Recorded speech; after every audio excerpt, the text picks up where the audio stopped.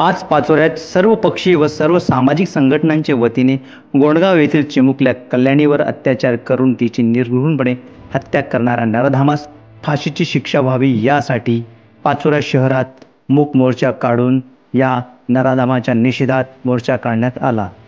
तसेच आज पाचोरा शहरात सर्व व्यापाऱ्यांनी स्वयंस्फूर्तीने बंद ठेवण्यात आले आपले दुकाने।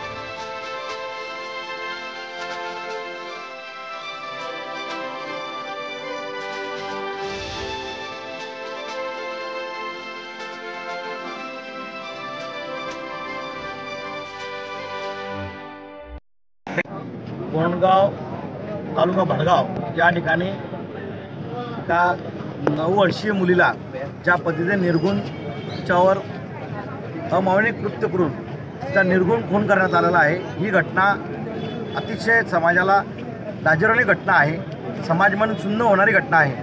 अशा घटनेमध्ये जे आरोपी असतात त्या आरोपींना ही फाशी शिक्षा होण्यापर्यंत तपास हा पोलिसांचा जो तपास असतो हा तपास पूर्ण होऊन त्याच्या एक तज्ज्ञ वकील जे आहेत त्यांच्या मार्गदर्शनाखाली हा तपास व्हायला पाहिजे, जेणेकरून आरोपीला कुठेही सुटायला जागा मिळायला नको पाहिजे।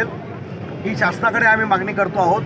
आज पाचोरा शहरामध्ये सर्व पक्षीय, सर्व सामाजिक संघटना, सर्व शाळा, या विविध शाळा, या सगळे विविध समाजाच्या संघटना, धर्माच्या संघटना या सर्वांनी या ठिकाणी रस्त्यावर उतरून या ठिकाणी या घटनेचा जाहीर निषेध मूक मोर्चाद्वारे केलेला आहे। आणि सगळेजण या मोर्चामध्ये म्हणजे आपलं कर्तव्य म्हणून सगळी माणसं आपलं कर्तव्य म्हणून काम करत आहात। महाराष्ट्र सरकार या ठिकाणी महाराष्ट्र सरकारने फास्ट ट्रॅकवर हा जाहीर करून फास्ट ट्रॅकवर हा खटला न्यावा। त्यानंतर अंडर ट्रायल ज्याला आपण म्हणतो, अंडर ट्रायल ही केस चालवून 6 महिने नव्हे तर 6 महिन्याच्या आतच त्या आरोपीला फाशीची शिक्षा ही खालच्या कोर्टात जर कायम झाली तर पुन्हा वरच्या कोर्टापर्यंत जात त्याला 2 वर्ष लागतात, 1 वर्ष लागून जातो। म्हणून घटनेचं गांभीर्य ओळखून आणि घटनेचा तपास ओळखून पोलीस यंत्रणेने त्याच पद्धतीने सरकारने देखील याच्यामध्ये लक्ष घालून हा तपास चार्जशीट लवकर दाखल करून अंडर ट्रायल ही केस चालवावी ही सरकारकडे आमची मुख्य मागणी।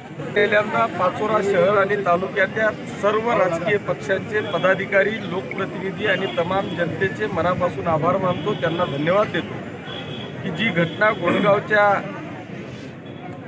चिमुकलीसोबत झाली त्या घटनेच्या निषेधार्थ आज अतिशय मोठा असा मूक मोर्चा सर्व पक्षीय कार्यकर्त्यांनी, पदाधिकाऱ्यांनी शांततेने काढला। सर्व आमच्या माता भगिनी, विद्यार्थिनी या मोर्चामध्ये सहभागी झाल्या, त्याबद्दल खऱ्या अर्थाने या मतदारसंघाचा आमदार म्हणून या सगळ्या आयोजकांचे मी मनापासून आभार मानतो आणि त्यांना धन्यवाद देतो। परंतु हे सगळं करत असताना मी या जळगाव जिल्हा पोलीस अधिकाऱ्यांचे, पोलिसांचे आणि त्याच पद्धतीने या शिवसेना